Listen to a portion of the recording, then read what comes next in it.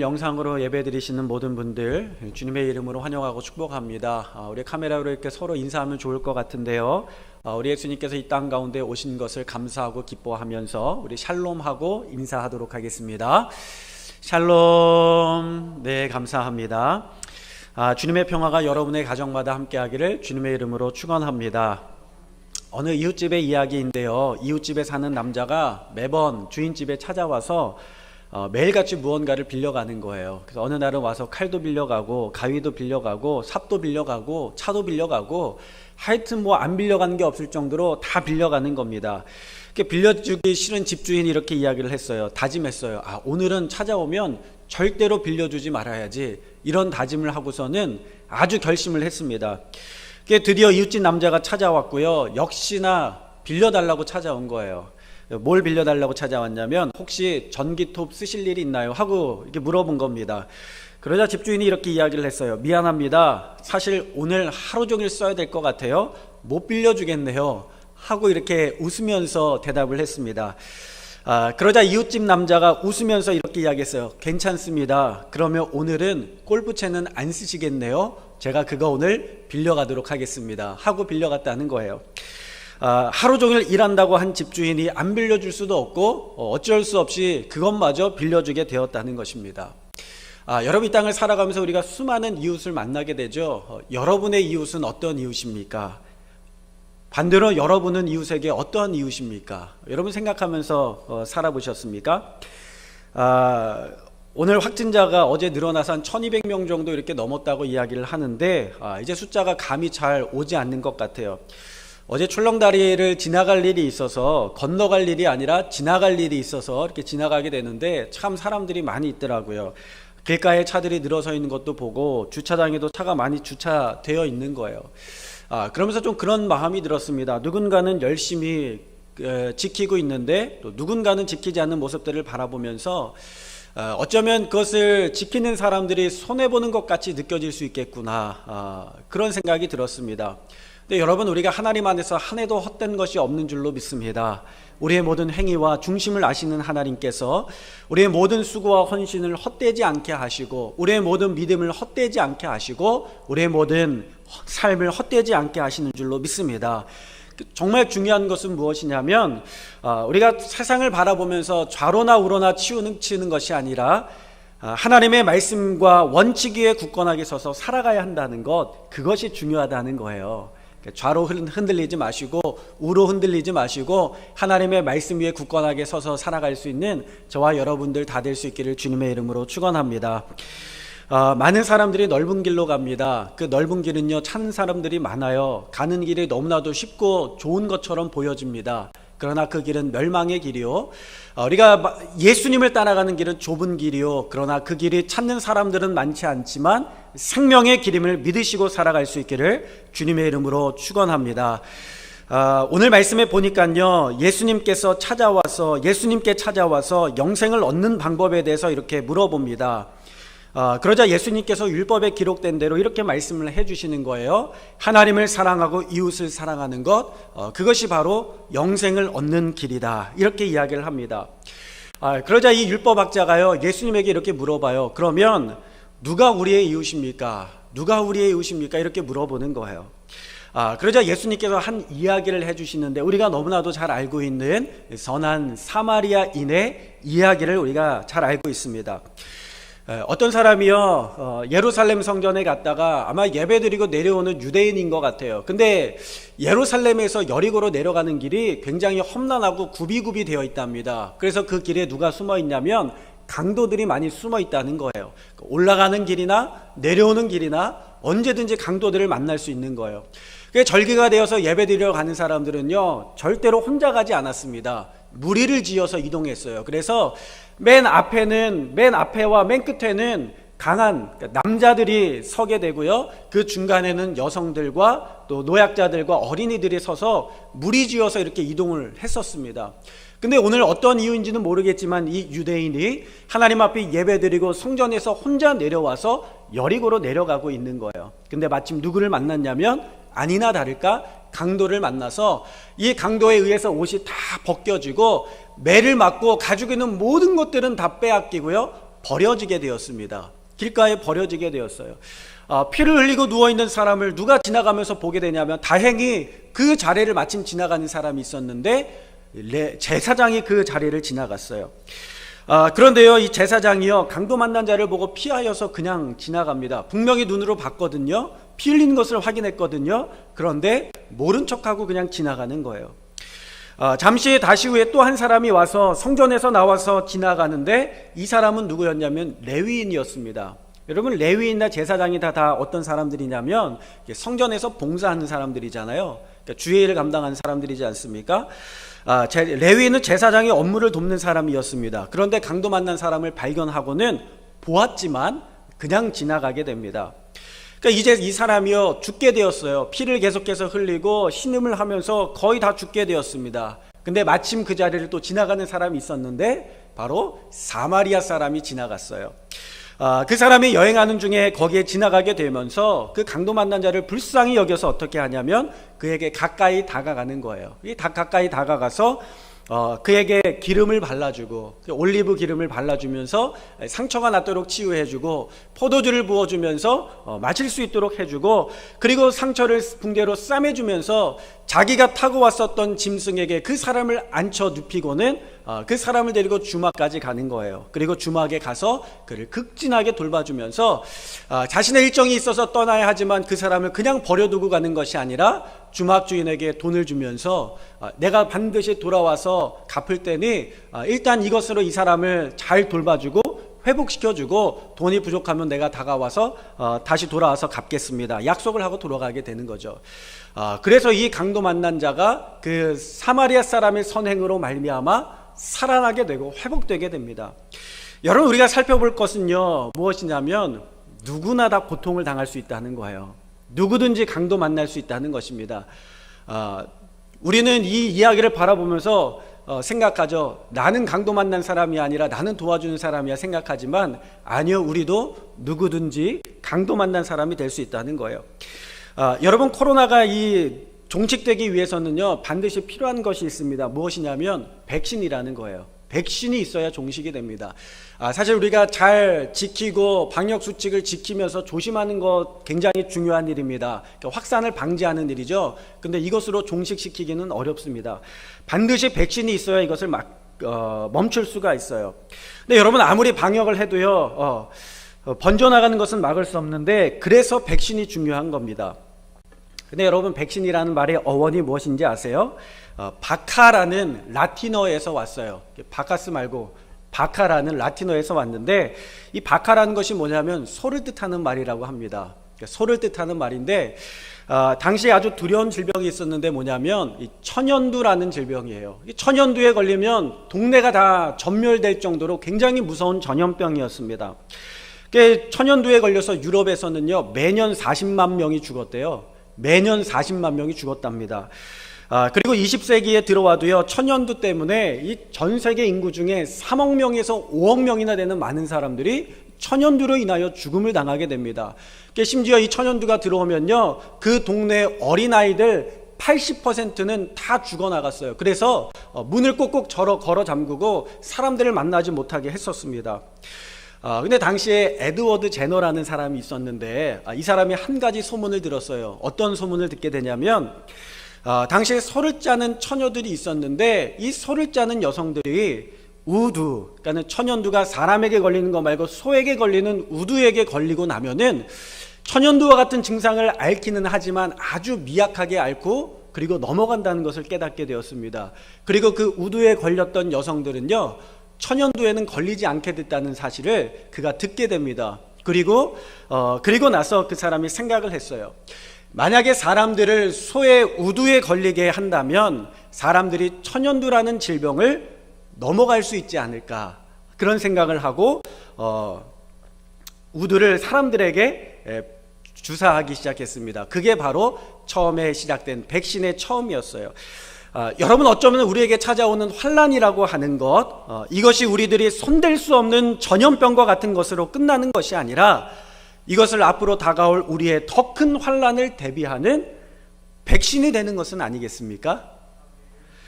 갑자기 질병이 찾아왔을 때 우리가 반응하는 모습이 어때요? 질병이 왔을 때에 하나님 내가 뭘 잘못했습니까? 하나님 내가 나름대로 열심히 살았는데요, 착하게 살았는데요, 욕심 부리지 않고 살았는데요, 왜 하나님 나에게 이런 일들을 허락하십니까? 하면서 우리가 괴로워하고 고통하잖아요. 그런데 우리가 앞으로 다가올 더 큰 고난 가운데에 지금 당하는 어려움을 백신으로 여긴다면 기쁨으로 그 일을 감당할 수 있지 않을까. 마더 테레사라는 사람이요, 우리가 잘 아는 사람이죠. 평생을 인도의 캘커타, 그 거리가 어디냐면 가난한 자들의 거리입니다. 집도 없고 가난하고 빈민층들이 모여 사는 그 거리가 바로 캘커타였어요. 근데 그 길거리에서 사역하면서 이런 이야기를 합니다. 싸구려 여관에서 불편하게 보낸 하루처럼 이 땅에서 보낸 최악의 고난도 천국에서는 그렇게 느껴질 것이다. 이렇게 이야기를 해요. 어떻게 평생을 그 가난한 곳에서 빈민들과 함께 그 전염병이 많고 먹을 것이 없고 가난한 냄새나는 그곳에서 어떻게 그렇게 오랫동안 사역하며 그 사람들을 섬길 수 있었습니까? 사람들이 물어봤을 때에 싸구려 여관에서 불편하게 보낸 하루처럼 이 땅에서 보낸 최악의 고난도 천국에서는 그렇게 느껴질 것이기 때문에 그렇습니다 하면서 감당했다는 거예요. 여러분, 우리가 여행하다 보면요, 좋은 숙소에 머물면 너무나도 좋죠. 깨끗한 숙소, 새로 지은 숙소, 고층 건물에 바다가 저 끝까지 보이는 그러한 숙소에 머물면 얼마나 기분이 좋습니까? 근데 어떤 때는요, 숙소를 미처 구하지 못해서 굉장히 싸구려 여관, 모텔 같은 데 들어가서 자야 될 때가 있습니다. 비좁은 데서 가족들이 다 들어가서 자야 되고, 냄새도 좀 나고 쿰쿰한 것 같기도 하고, 침대는 가운데가 좀 푹 꺼진 것 같기도 하고, 근데 그런 데서 자야 될 때가 있잖아요. 그런데요, 여러분 뭐라고 생각하면서 잡니까? 하루만 버티면 되니까 참고 자자 그렇게 생각하잖아요.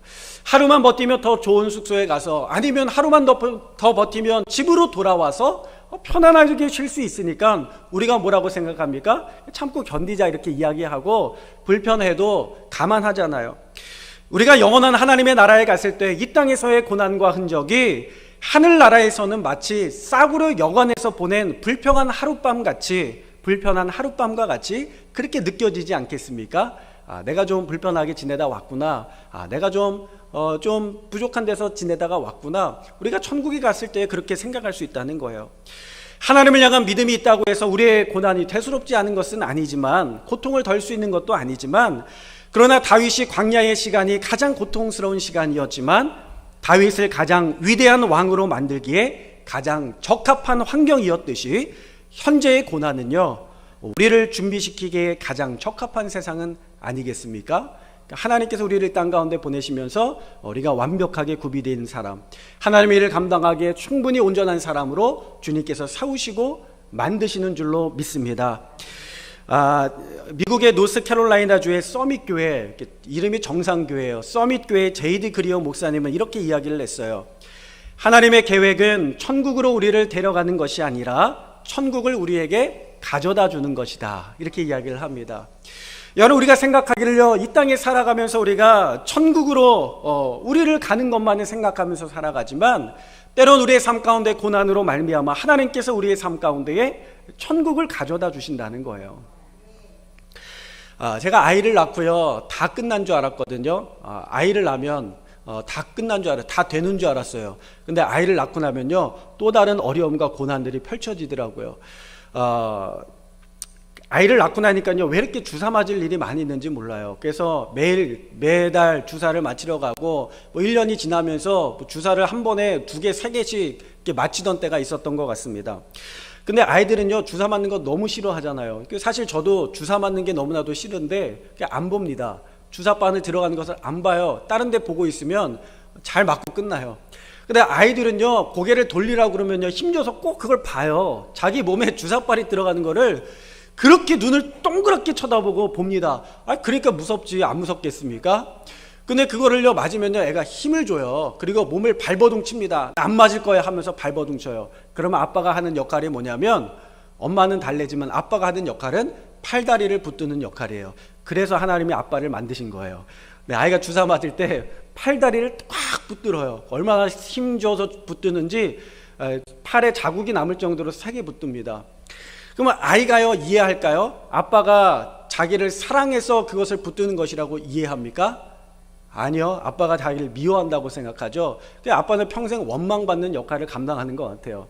그런데요, 그것을 맞아야 아이가 질병 가운데, 전염병 가운데 걸리지 않고 넘어갈 수 있기 때문에 아빠는 아이를 위하여 사랑하는 마음으로 그 몸을 꼭 붙들기 시작하는 것이죠. 제가 아이를 죽이려고 붙드는 것이 아니라 아이를 사랑하기 때문에, 건강한 삶을 살기를 소망하기 때문에 꽉 붙들었다는 사실을 우리 아이들이 정말 알아줬으면 좋겠습니다. 그래서 영국의 신학자의 문학가인 C.S. 루이스는 말하기를, 이 세상을 바라볼 때에 행복으로만 바라본다면 참기 힘들지만 훈련으로 바라본다면 견딜만 하다, 이렇게 이야기했어요. 견딜만 하다. 어느 순간 우리는요, 고난을 싫어하고 형통이라는 단어를 좋아하고 복이라는 단어를 좋아하고 행복이라는 단어만 우리의 사전에 꼭꼭 집어넣게 됩니다. 우리의 삶 가운데 사실 행복만 있습니까? 성공만 있습니까? 아니요, 실패도 있어요. 때로는 시험에서 떨어지기도 하고, 때로는 직장에서 떨어지기도 하고, 때로는 인생의 여러 가지 난관 가운데 실패하기도 합니다. 어떤 사람은 결혼해서 실패하기도 하고요, 어떤 사람은 가정에서 버림을 받기도 하고, 때로는 건강 가운데 어려움을 당하는 사람도 있습니다.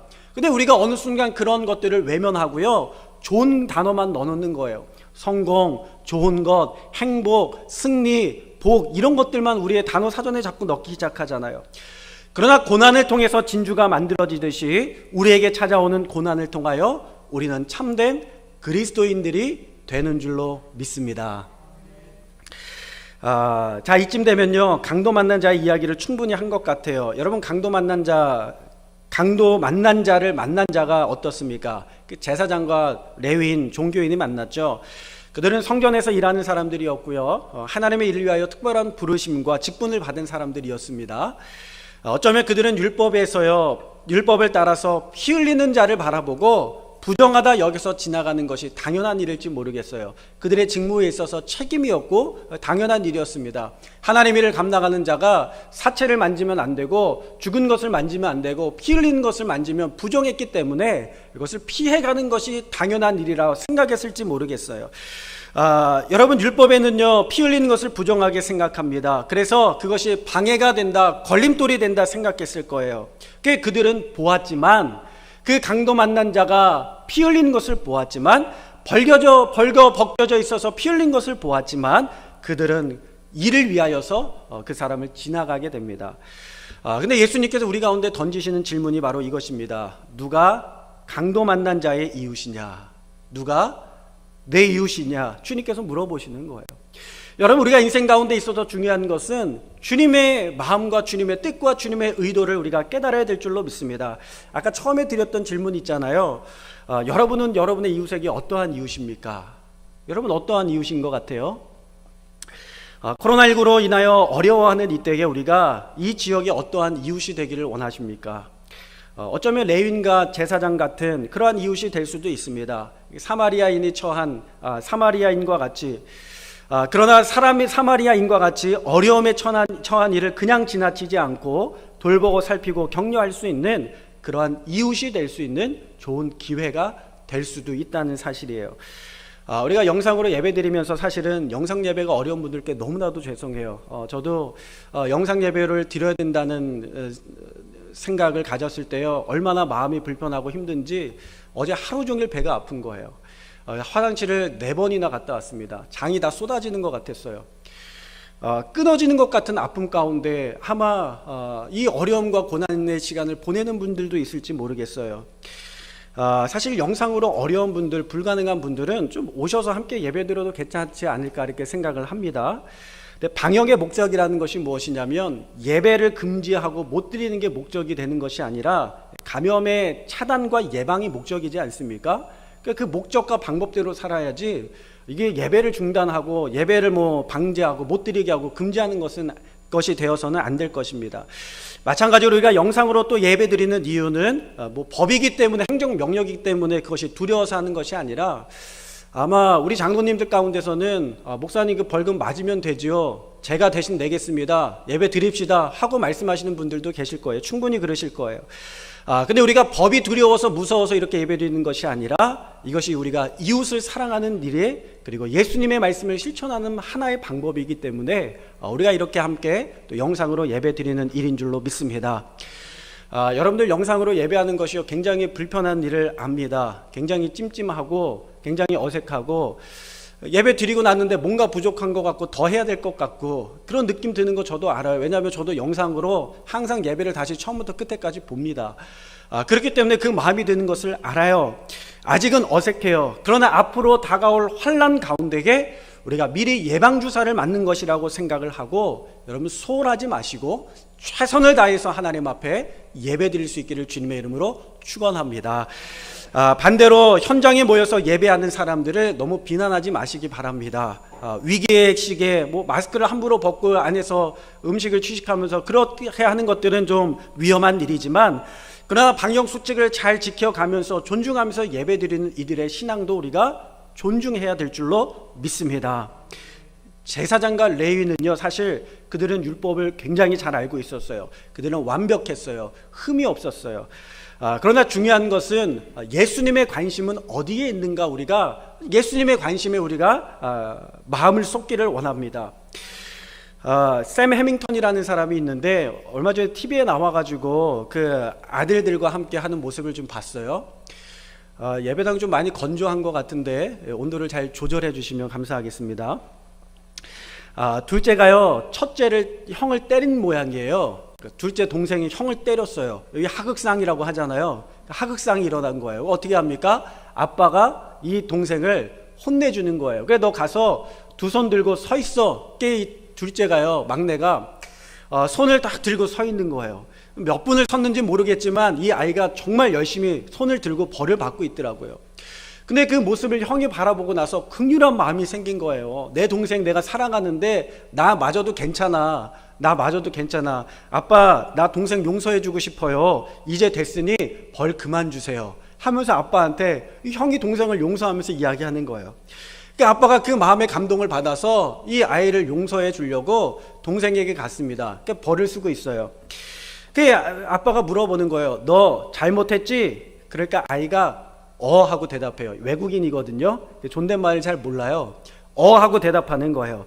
그러니까 아빠가 가 아니고 네라고 해야지. 그러니까 아이가 라고 대답하는 거예요. 아니, 네라고 해봐. 네. 그래, 잘못했지? 아니, 아니고 네 하라니까. 네. 너 잘못했어, 못했어? 잘못했지? 네 해봐. 네. 알았어? 아이가 뭔지 잘 모르는 것 같아요. 제가 그것을 보면서 한참 웃었습니다. 그런데요, 하나님과 우리의 대화 코드가 가끔은 그렇게 빗나가고 있구나, 그런 생각이 들어요. 초대교회 교회가 로마로부터 핍박을 받던 시절에 전염병이 많이 돌았습니다. 그때 수많은 사람들이 죽고 가장 먼저 피신한 자들이 누구냐면 지도자들과 의료진들이었어요. 로마에 있는 전염병에 걸린 로마 시민들과 가장 가난하고 가장 소외되고 가장 어려운 이들, 가장 약한 자들만 남게 되었습니다. 근데 그때 함께 남기로 결정한 사람들이 있었는데 그 사람들이 바로 그리스도인들이었어요. 크리스찬들, 예수를 구주로 고백하는 사람들이었습니다. 그들은 그곳을 떠나가지 아니하고 그 위험한 지역 한가운데에서 머물면서 질병에 걸린 사람들과 함께 생사를 마주대면서 돌보는 데 최선을 다했어요. 때로는 그리스도인들도 전염병에 걸려서 죽기도 하였고요. 또 그곳에 있는 사람들과 함께 고통받기도 했습니다. 그러나 그럼에도 불구하고 그 자리를 떠나지 않고 그 자리를 지켰다는 사실이에요. 로마 황제가요, 도망가면서 그들을 바라보면서 그리스도인들을 굉장히 부러워했다는 것입니다. 저 사람들은 어떤 사람들이길래 저렇게 저 자리에 남아서 희생과 헌신을 아무렇지 않게 감당하고 있는가. 그들의 헌신과 자비를 부러워했고, 아마 그것이 나중에 기독교를 로마의 국교로 선정하는데, 국교가 되는데, 인정하는데 지대한 영향을 미쳤을 거라고 생각을 합니다. 저는 우리 교회가 이 지역 사회 안에 어떠한 교회로 비춰지기를 원하는가라는 질문에 우리 오각교회가 이웃이다라는 말이 들려지기를 소원합니다. 저와 여러분이 이 지역의 이웃이 되고 소외당한 사람들, 어려워하는 사람들, 가난한 자들의 이웃이 되고 또 연약한 자들의 이웃이 될 수 있기를 주님의 이름으로 축원합니다. 그래서 우리가 고립되는 것이 아니라, 관계 가운데 고립되는 것이 아니라 연결된 다리, 끊어지지 않는 다리가 될 수 있기를 원합니다. 물과 기름과 같이 있는 것 같지만 분리되어 있는 그러한 모습이 아니라 지역 사회와 함께 아픔을 공감하고 고통받는 자를 위해 가던 길을 멈추고 돌아볼 수 있는 그러한 모습이 우리 가운데 있기를 소원합니다. 그래서 우리가 오늘이 송년 주일인데요. 사실 마지막은 다시 시작하는 거 아니겠습니까? 그 우리 오각교회가요, 브릿지, 세상에 연결이 되는 거, 하나님과 세상의 연결다리가 되고, 내포와 예산의 연결다리가 되고, 또 지역과 이웃과 교회의 연결다리가 되는 브릿지 교회로서의 역할을 감당하고, 또 어려운 사람과 소외된 사람들을 도와줄 수 있는 이 선한 이웃이 될 수 있는 이 사역을 감당하며 하나님의 나라를 이루어갈 수 있는 우리 오각교회 모든 성도님들이 다 될 수 있기를 주님의 이름으로 축원합니다.